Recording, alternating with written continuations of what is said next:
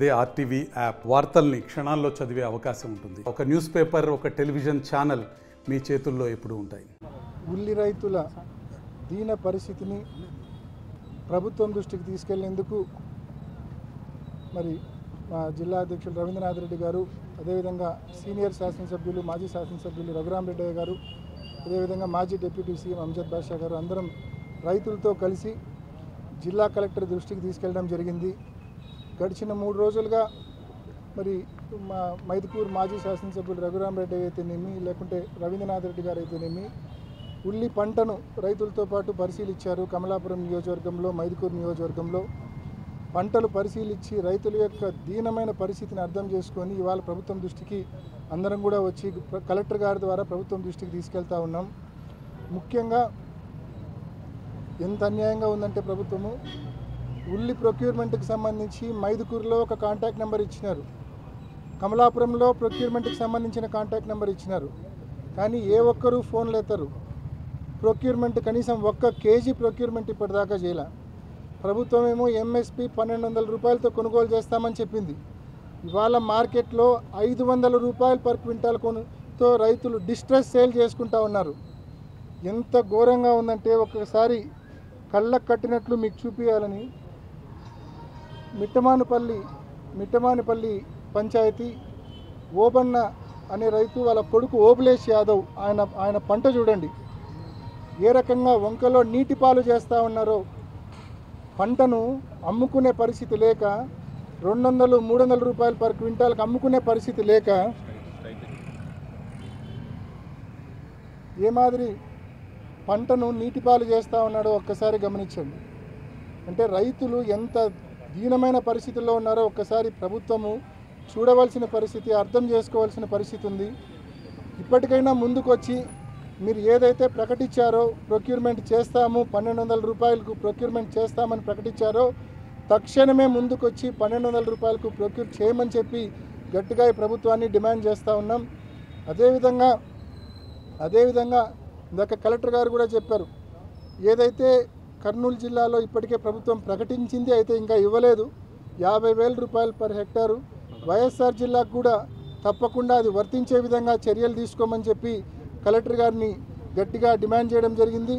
ఆయన ఆ దిశగా ఖచ్చితంగా 1-2 రోజుల్లోనే దానికి సంబంధించి ఖచ్చితంగా ప్రభుత్వం దృష్టికి తీసుకెళ్ళి మంజూరు చేయిస్తానని చెప్పి కూడా కలెక్టర్ గారు హామీ ఇవ్వడం జరిగింది. సో 50,000 రూపాయలు పర్ హెక్టారు ఖచ్చితంగా మన జిల్లాకు కూడా తీసుకొస్తామని చెప్పి కలెక్టర్ గారు హామీ ఇవ్వడం జరిగింది. అంటే 20,000 రూపాయలు పర్ ఎకరా వస్తుంది. సాగు ఖర్చు ఎంత? 1,00,000 నుంచి 1,20,000 రూపాయలు సాగు ఖర్చు అవుతూ ఉంది.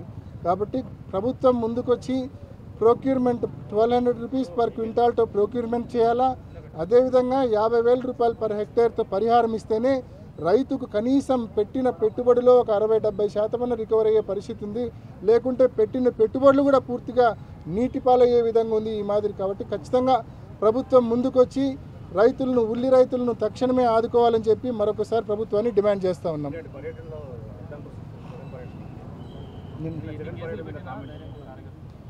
బేసికల్గా గవర్నమెంట్కు ఉన్న సమస్యల మీద చిత్తశుద్ధి లేదు. ఈరోజు ఉల్లి రైతుల పరిస్థితి కానీ, వరి రైతుల పరిస్థితి కానీ, లేకుంటే మెడికల్ కాలేజీల పీపీపీ విధానం ప్రభుత్వం మొత్తం ప్రజలందరూ వ్యతిరేకిస్తూ ఉన్నారు ఆ విధానాన్ని. వీటి మీద శ్రద్ధ లేదు గవర్నమెంట్కు, చీమ కొట్టినట్టు కూడా లేదు ఈ ప్రభుత్వానికి. రైతుల సమస్యలు కానీ లేకుంటే ప్రజల సమస్యలపైన కానీ చీమ కొట్టినట్టు కూడా లేదు ఈ ప్రభుత్వానికి. కేవలం వాళ్ళ టార్గెట్ అలా ఏంటంటే వైఎస్ఆర్ కాంగ్రెస్ పార్టీ నాయకులను కార్యకర్తలను వేధించడం మీదనే వాళ్ళ శ్రమ, వాళ్ళ సమయం అంతా పెడతా ఉన్నారు. వాళ్ళ అఫీషియల్ మిషనరీ మొత్తాన్ని రెవెన్యూ వాళ్ళు కావచ్చు, పోలీసు వాళ్ళు కావచ్చు, వాళ్ళ అఫీషియల్ మిషనరీ మొత్తాన్ని దేనికి కేటాయిస్తూ ఉన్నారంటే ప్రజల కోసము, ప్రజా సమస్యల కోసం కేటాయించడంలో వాళ్ళు కేవలం వైఎస్ఆర్సీపీ కార్యకర్తలను నాయకులను హెరాస్ చేయడానికి, వేధించడానికే టార్గెట్ చేస్తూ ఉన్నారు. నిన్నగాక మొన్న మీరు చూసినారు పులివెందుల్లో 2 వర్గాల మధ్య జరిగిన ఒక చిన్న గొడవ. ఆ 2 వర్గాల మీద కేసు నమోదు చేసినారు. ఆ 2 వర్గాల మీద కేసు నమోదు చేసింటే అంతవరకే అయితే సరే న్యాయ పోరాటం వాళ్ళు చేస్తారు. కానీ సంబంధం లేని వాళ్ళను, ఇళ్లల్లో ఉన్న వాళ్ళను, పరామర్శకు పోయిన వాళ్ళను, పులివెందుల మున్సిపల్ చైర్పర్సన్ ప్రసాద్ను, వైస్ చైర్పర్సన్ హఫీజ్ను, అదేవిధంగా కౌన్సిలర్ కిషోర్ను, సంబంధం లేని వ్యక్తులు వీళ్ళు ఏమాత్రం సంబంధం లేని వ్యక్తులు కేవలం ఆసుపత్రికి పరామర్శకు పోయిన వాళ్ళను కూడా 307 సెక్షన్ పెట్టి అంటే ఏ రకంగా అబ్యూజ్ ఆఫ్ లా జరుగుతూ ఉందో ఈ రాష్ట్రంలో ఒక్కసారి అర్థం చేసుకోవాలా. 307 సెక్షన్ పెట్టి వాళ్ళ మీద నాన్ బెయిలబుల్ కేసులు పెట్టారు. అసలు ఆ సీన్ ఆఫ్ క్రైమ్లోనే లేరు వాళ్ళు. 2 వర్గాల మధ్య జరిగిన ఒక పర్సనల్ గొడవ, దాన్ని తీసుకొచ్చి వైఎస్ఆర్సీపీ అంటే కేవలం వచ్చే ఎన్నికలను దృష్టిలో పెట్టుకొని వైఎస్ఆర్ కాంగ్రెస్ పార్టీ నాయకులను కార్యకర్తలను వేధించి వాళ్ళ నైతిక స్థైర్యాన్ని దెబ్బతీయాలా. ఇదే కూటమి ప్రభుత్వం యొక్క సమయము శ్రమ మొత్తం దీని మీదే కేటాయిస్తూ ఉంది. ఎక్కడే కానీ పబ్లిక్ ఇష్యూస్ పట్టించుకోవడంలా. ప్రతి నియోజకవర్గంలో కూడా ఇదే పరిస్థితి, కేవలం మా కార్యకర్తలను హరాస్ చేయడం. కాబట్టి ఇప్పటికే 16 మాసాలు అయిపోయింది. ఇంకా మ్యాటర్ ఆఫ్ టైం, ఒక 2 ఏళ్ళు 3 ఏళ్ళు ఖచ్చితంగా వైఎస్ఆర్ కాంగ్రెస్ పార్టీ ప్రభుత్వం. నిన్న చూసినాను మీరు, జగన్మోహన్ రెడ్డి గారు ఉత్తరాంధ్రకు నర్సీపట్నానికి మెడికల్ కాలేజీకి వెళ్తే ఏ రకంగా జనాలు తండోపతండాలుగా రోడ్లు పట్టని విధంగా ఏ రకంగా జనాలు వచ్చారో మీరు చూసినారు. ఖచ్చితంగా వర్షాన్ని సైతం కూడా లెక్క చేయకుండా ఏ రకంగా జగన్మోహన్ రెడ్డి గారి కోసం వేచి చూశారో మీరంతా చూశారు. ఖచ్చితంగా it is return on the wall. కేవలం సమయం కోసం ఓపిక్గా నిరీక్షించాలంటే ప్రజలకు, వైసీపీ కార్యకర్తలకు అందరికీ కొంచెం సమయం వేచి చూస్తే మంచి రోజులు తప్పకుండా వస్తాయి. వచ్చినప్పుడు మాత్రం చట్టపరంగానే వీళ్ళందరికీ కూడా తప్పకుండా ఈ అధికారులకు కానీ, ఈ తప్పు చేసిన అధికారులకు కానీ, తప్పు చేసిన తెదేపా కార్యకర్తలకు కానీ ఖచ్చితంగా చట్టం ముందు నిలబెట్టి గుణపాఠం నేర్పుతామనే విషయాన్ని తెలియజేస్తా ఉన్నాం.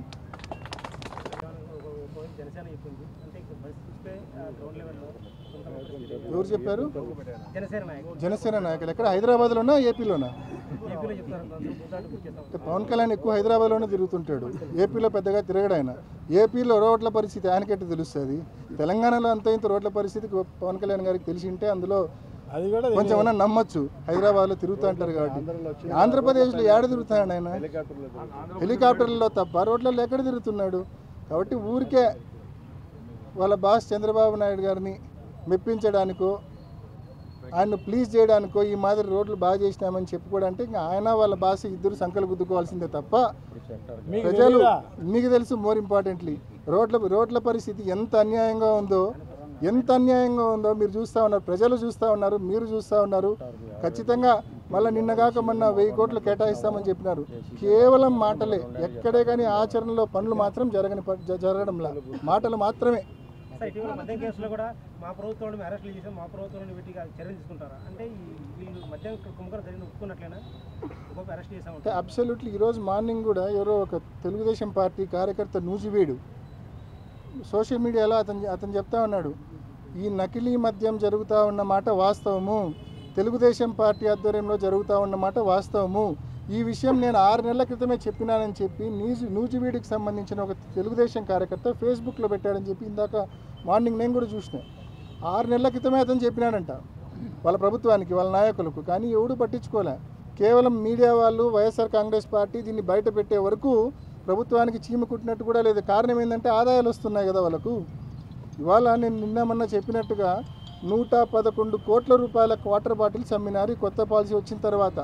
అందులో 48 కోట్ల వాటర్ బాటిల్స్ కేవలం ఈ నకిలీ మద్యంతో కూడిన బాటిల్, అంటే స్టిక్కర్లు మాత్రం ఒరిజినల్, బాటిల్ లోపల మద్యం మాత్రం కల్తీ. సో ఈ మాదిరి అమ్మింది అంటే 48 కోట్ల వాటర్ బాటిల్ ఇంటూ 110 రూపాయలు. ఎంత దీని ఈ స్కామ్ యొక్క స్కేల్ ఎంత అనేది ప్రతి ఒక్కరు కూడా అర్థం చేసుకోవాల్సిన పరిస్థితి. ప్రజల ఆరోగ్యం మీద శ్రద్ధ లేదు, ప్రజల ప్రాణాల మీద శ్రద్ధ లేదు, ఏమైపోతారో అన్న ఇది అస్సలు లేదు. ఏమాత్రం భయం లేకుండా ఇటువంటి కల్తీ సారా స్కామ్లు ఈ ప్రభుత్వం చేస్తారు. అందుకే మేము కేంద్రం ఆధ్వర్యంలో వీళ్ళు ఏముంటారు, ఏసీబీనో లేకుంటే సిఐడినో వేస్తారు. ఏముంది వాళ్ళు ఏం చేస్తారు, ఏం తప్పు లేదని చెప్తారు. సిబిఐయో ఈడీ ముందుకు వచ్చి ఇదే పరిస్థితి ఒడిశాలో జరిగినప్పుడు, జార్ఖండ్లో జరిగినప్పుడు ఇదే పరిస్థితి, ఈడీ ఇమ్మీడియట్గా మరుసటి రోజే ఎంటర్ అయింది. సేమ్ టైప్ ఆఫ్ కల్తీ మద్యం స్కామ్. మరుసటి రోజే ఈడీ ఎంటర్ అయ్యి టక రైడ్లు చేసి మొత్తం అక్కడ ఉన్న వాళ్ళందరినీ ఫిక్స్ చేసింది. ఈరోజు ఎందుకు ఈడీ మరి నిద్రపోతూ ఉంది, ఎందుకు సిబిఐ నిద్రపోతూ ఉంది? ఖచ్చితంగా కేంద్రం చొరవ చూపాలా. ఇది తెలుగుదేశం పార్టీ వాళ్ళ అక్రమ సంపాదనకు సంబంధించిన అంశమే కాదు ఇది. దానితో పాటు ప్రజల ప్రాణాలకు సంబంధించి, ఆరోగ్యానికి సంబంధించిన అంశం అది. కాబట్టి ప్రభుత్వం కూడా ముందుకు వచ్చి, కేంద్రం ముందుకు వచ్చి ఈడీని సిబిఐని పురమాయించి ముందుకు పంపించి తప్పకుండా రైడ్లు చేయించి ఈ మాదిరి ఖచ్చితంగా ఈ కల్తీ మద్యం స్కామ్కు సంబంధించిన బాధితులపైన చర్యలు తీసుకోవాలా. మీడియా వెలుగులోకి తీసుకొచ్చిన తర్వాత అక్కడ స్థానిక సిఐ ఎక్సైజ్ సిఐ మహిళ ఆమె స్పందించి ఆమె రైడ్ చేసింది. ఆమె రైడ్ చేసిన దానికి మూల్యం చెల్లింది. ఏం చేసింది? సస్పెండ్ చేసినారు. ఏమైనా ఎవరైతే పట్టుకున్నారో వాళ్ళని సస్పెండ్ చేసినారు తప్ప అంటే పట్టుకోకూడదు అనేది ఈ ప్రభుత్వ ఉద్దేశం అన్నమాట. మామూలుగా పట్టుకున్న వాళ్ళకి రివార్డ్ ఇస్తారు కదా, వీళ్ళు ఇచ్చే రివార్డ్ ఏంటంటే సస్పెన్షన్. సో ఎందుకంటే వాళ్ళ దొంగతనాన్ని పట్టుకున్నారు కాబట్టి. అదే కాకుండా ఈ రాష్ట్రంలో ఉత్పత్తి చేసి ఈ రాష్ట్రంలో ఉత్పత్తి చేసి అంతర్రాష్ట్రంగా అంటే చెన్నైలో ఇక్కడి నుంచే చెన్నైకి సప్లై అవుతుంది, ఇక్కడి నుంచే కర్ణాటకకు సప్లై అవుతుంది, ఇక్కడి నుంచే ఒరిస్సాకు కూడా సప్లై అవుతుంది అనమాట. అంతర్రాష్ట్రంగా లేబుల్స్ అన్నీ కూడా అక్కడ దొరకడం జరిగిందనమాట. అంతర్రాష్ట్ర మాఫియా అక్కడ జరిగిన పరిస్థితి. ఈ రాష్ట్రంలో జరిగిన సేల్స్ గురించే మా ఎంపీ గారు చెప్పడం జరిగింది. మిగతా రాష్ట్రాల్లో ఎంత సేల్ అయిందనేది చూడాల్సిన అవసరం ఉంది తప్పకుండా. ఇది పెద్ద స్థాయిలో పై స్థాయిలోనే పెద్ద నాయకులే దీనిలో కలగజేసుకొని వాళ్ళు చేసిన స్కామ్ తప్ప వేరే ఏం లేదన్నమాట. చిన్న స్థాయిలో జరిగిన వ్యవహారం కాదు ఇది. ఖచ్చితంగా సెంట్రల్ గవర్నమెంట్ ముందుకొచ్చి దీన్ని ఆపరేట్ చేయాల్సిన అవసరం తప్పకుండా. ఇప్పటికే మా ఎంపీ మిథున్ రెడ్డి గారు ఇప్పటికే కేంద్రం దృష్టికి రిప్రజెంటేషన్ అమిత్ షా గారికి పంపించడం జరిగింది. ఈ కల్తీ మద్యం స్కామ్కి సంబంధించి సిబిఐ విచారణ ఆదేశించమని చెప్పి ఇప్పటికే రాయడం జరిగింది. ఆల్రెడీ నిన్న మీడియాతో కూడా ఆయన దాన్ని షేర్ కూడా చేసుకోవడం కూడా జరిగింది. అదేవిధంగా మీరు చూస్తే ఆరోగ్యశ్రీ పరిస్థితి కూడా వాళ్ళ నెట్వర్క్ హాస్పిటల్ మొత్తం ఆరోగ్యశ్రీ సేవలు బంద్ చేస్తూ ఉన్నారు. మొత్తం టోటల్ బంద్ చేస్తూ ఉన్నారు. కారణం ఈ ప్రభుత్వం ముందుకు వచ్చి బిల్లులు చెల్లించకపోవడం. మన పాత ప్రీవియస్ గవర్నమెంట్లో జగన్మోహన్ రెడ్డి గారి గవర్నమెంట్లో ప్రాంప్ట్గా నెలకొకసారి 2 నెలలకు ఒకసారి ఆరోగ్యశ్రీ బిల్లులు చెల్లించేవాళ్ళు నెట్వర్క్ హాస్పిటల్స్కి. ఈ ప్రభుత్వం వచ్చినాక ఈ 16 మాసాలకు కేవలం 1000 కోట్లు ఇచ్చింది. 3,400 కోట్లు 3,500 కోట్లు బకాయి ఉంది. ఆ బకాయిలు తట్టుకోలేక నెట్వర్క్ హాస్పిటల్ జీతాలు ఇచ్చుకోలేని పరిస్థితుల్లో వాళ్ళు నెట్వర్క్ హాస్పిటల్స్ బంద్ చేస్తూ ఉన్నారు, సమ్మె చేస్తూ ఉన్నారు. ప్రభుత్వం నిజంగా ఒక పక్క ఆరోగ్యశ్రీ పూర్తిగా నీరు గారుస్తూ ఉంది. ఫీజు రీయింబర్స్మెంట్ లక్షల మంది పిల్లలు బయటకు వచ్చినారు. వీళ్ళు 16 మాసాలు అవుతుంది ఫీజు రీయింబర్స్మెంట్ డబ్బు కట్టలే. పిల్లోళ్ళు పేరెంట్స్ ఇంకా డబ్బులు కట్టి సర్టిఫికెట్లు తీసుకోవాల్సిన పరిస్థితి కాలేజ్ యాజమాన్యాల దగ్గర. ఆ డబ్బు కట్టకుంటే కాలేజ్ యాజమాన్యాలు సర్టిఫికేట్స్ వెనక్కి ఇవ్వరు. లక్షల మంది పిల్లలు ఇబ్బంది పడుతూ ఉన్నారు. సర్టిఫికేట్స్ చేతికి రాక, ఉద్యోగాలకు ఇంటర్వ్యూలు పోలేక, డబ్బులు కడదామంటే డబ్బులు లేవు. ప్రభుత్వం ఏమో కట్టదు, ఫీజు రీయింబర్స్మెంట్ డబ్బు కట్టదు. అంటే ఫీజు రీయింబర్స్మెంట్ నీరు గార్చినారు, ఆరోగ్యశ్రీ నీరు గార్చినారు. రైతుల సమస్యలు పట్టించుకోవడంలా ఇష్టం వచ్చినట్టు కల్తీ మద్యం మొత్తం. ఏం అసలు ఈ ప్రభుత్వం ఉందా లేదా అన్న పరిస్థితి ఒకసారి ప్రతి ఒక్కరు గమనించాలి. ప్రజలకు ఉపయోగపడే, ప్రజలకు మేలు చేసే ప్రభుత్వ వైద్య కళాశాలలను ప్రైవేట్కి అమ్మి పారేస్తూ ఉన్నారు. ఈ ప్రభుత్వం ఉందా లేదా, ఎవరి కోసం ఈ ప్రభుత్వం పనిచేస్తూ ఉందో నిజంగా వాళ్ళే ప్రశ్నించుకోవాల్సిన అవసరం ఉంది. మరిన్ని వీడియోస్ కోసం ఛానల్ ని సబ్స్క్రైబ్ చేయండి. లేటెస్ట్ అప్డేట్స్ కోసం వాట్సాప్ ఛానల్ ని ఫాలో చేయండి. అండ్ లింక్ డిస్క్రిప్షన్ లో ఉంది.